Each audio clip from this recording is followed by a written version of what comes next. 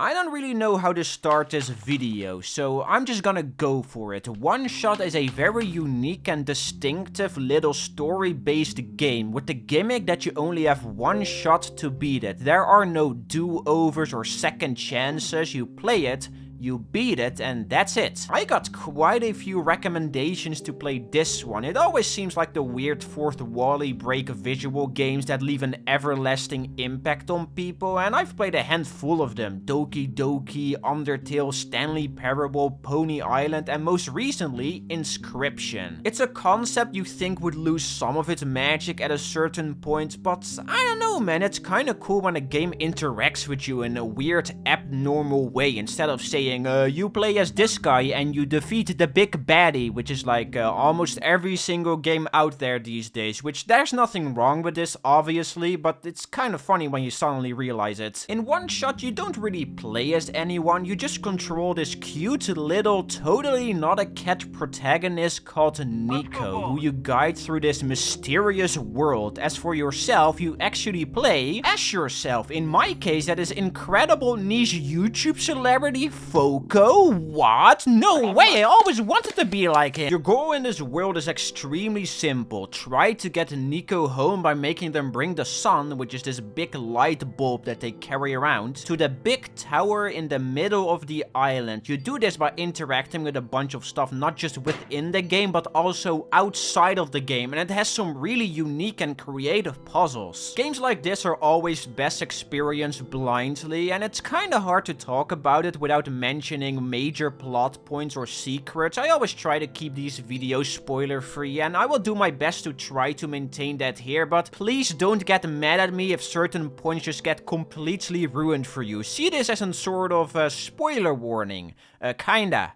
Sort of. You know what I mean. The game is basically just a big old adventure, and it's split up into 3 main parts, each part taking place in a different region. You have the Barrens, which is a desolate wasteland cluttered with robots that follow simple programming orders. Glen, a foresty swamp where many of these birds-like people live. I bet the inhabitants here would be a big fan of Negan from The Walking Dead. I'm sure he would love Glen. And finally, you have the Refuge, which is a vast city in the middle of the world closely surrounding the tower where you need to take a Nico to. Each region has its own sets of charming NPCs to talk to and puzzles to solve. The in-game puzzles are usually fairly simple. You just collect a bunch of items and combine them together to create new items, but the out-of-the-game puzzles, these are really clever. You are a sort of god in the world of Oneshot. Yes, you playing the game with a hunched over back, sitting in your sticky, slimy gaming chair, fingers covered in Cheeto dust with a 5-liter Coke next to you. You are a god in this world, which is kinda funny, honestly, because you don't really do that much. I mean, sure, the game at times throws you a few curveballs with certain goofy puzzles and sneaky message boxes, and these are really creative, but besides that, it is a fairly standard title. There isn't that much to do here. Don't get me wrong, the mechanics it presents to you, they aren't bad. It's playable, it's charming, it looks pretty, but a big chunk of the game is you just kinda walking around figuring out what you have to do. There was this part where I had to make a button to use on an elevator, and I was stuck here for like 30 minutes until I figured out I had to go here to pick up some scissors, and I walked past it like 8 times because I thought this brought me to the lounge room below it, and there are a few more of these instances sprinkled around. It's kind of confusing. But let's be honest, alright, you don't play a game like Oneshot for its well thought out gameplay. This isn't Omori or Undertale where they have this pretty in-depth combat system. You play Oneshot for its visuals, characters and narrative, and all of these are extremely charming. As a video gamey game, it is pretty whatever, but as a piece of art, as a nice little story, this is a surprisingly charming experience. The part where this game really excels in my opinion, is the main ending, which I won't spoil here, but just so you know, it's very touching. I think it's worth checking out, even if you're not big into these visual typey games. It's just a warm,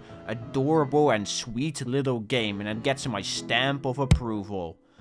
Just because you can ride a Roomba around, 10 out of 10.